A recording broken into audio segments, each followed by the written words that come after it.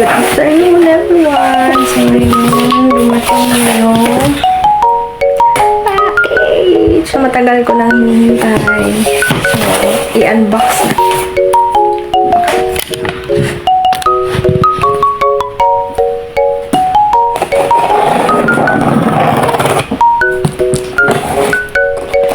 Excited.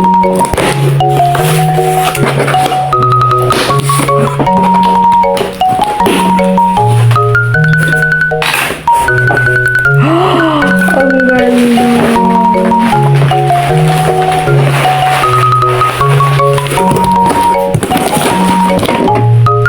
Ito yung Bible. Sobrang ganda. Yes. Tagal ko na itong hinahanap. And actually, sa Pinas meron ito sa Lazada.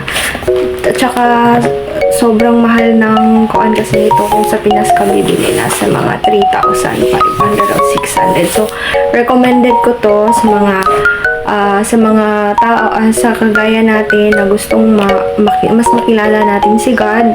Ito yung marirecommend ko sa inyo na book na NLT.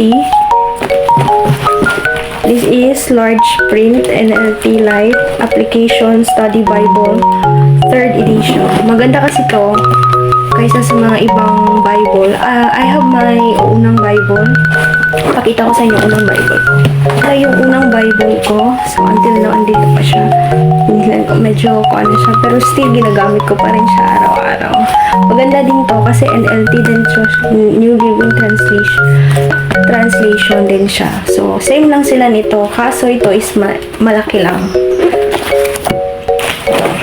Ayan. So, pagkundang. Ang ganda. Eating this.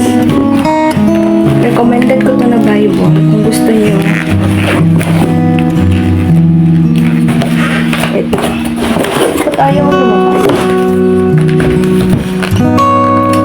Sayang, baka masira ang ganda pa naman ang package. Ha?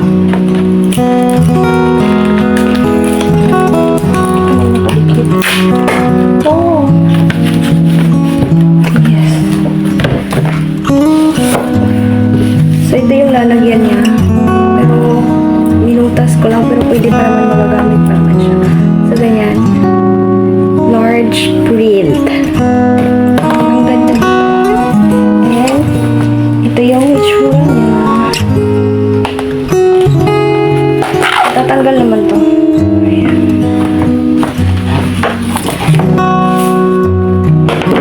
At ito yung itsura ng Bible natin. Ang ganda nito. Sobrang ganda. Ganito siya kakapal. Yes, ganito kakapal yung Bible na to. So, kung naghahanap kayo ng recommended Bible para sa mga beginner friendly na mas maintindihan natin ang mga words ng God, isa sa ito ang mga recommend nyo na book. Ang NLT large print. So, papakita ko sa inyo ang loob. So, ganito yung laman niya sa first page. Ayan. And may presentation. Presented by, nilagay yung name dyan. Ayan. Family tree. Baga, pwede mo isulat dito yung ano, pangalan mo, yung may husband ka na, yung lola at lola mo, then ganyan. Table of contents. Ang ganda nito. Ayan. And tapos dito makikita yung mga Bible translation team, yung tulong-tulong para malikha yung Bible na to. And this is, ayan, yung mga sinaunang panahon na stories.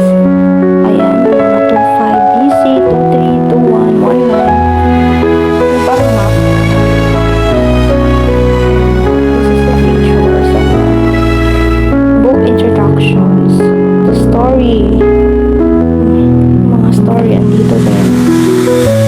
And the Old Testament. So, ang kagandahan lang kasi nito, ng Bible na ito, dito, sinabi yung beginning sa Genesis, and dito sa blueprint, may mga dito explanations kung ano ang nangyari sa story. So, mas mabilis mo silang maintindihan kung, syempre, pag bago ka pa lang hindi mo pa alam ang story sa Bible. Syempre, hindi mo pa masyadong maintindihan. So, ito yung paano mas mabilis mo maintindihan ang story ng Bible.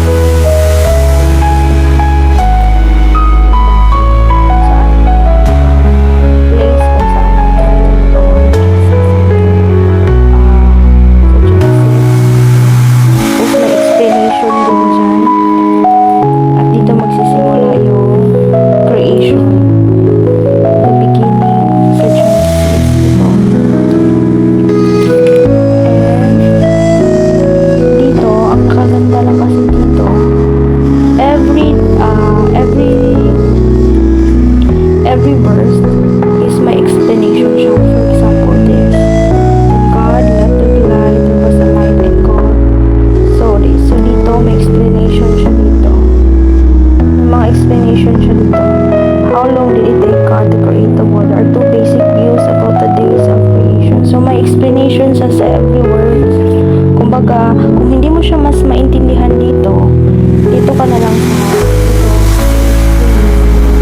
kung ano ang nangyari sa Genesis. First day, ano ginawa sa parang shortcut.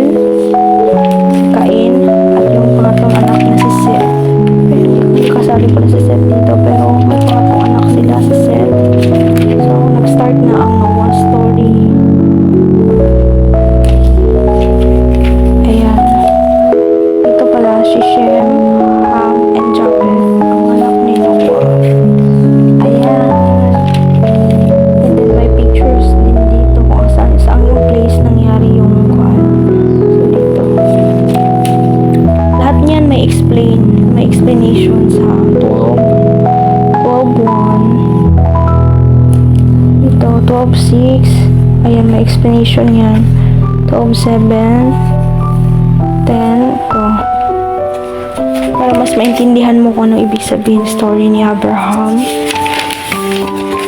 Ayan, si Melchizedek, si Ishmael, si Lot, ang kapatid ni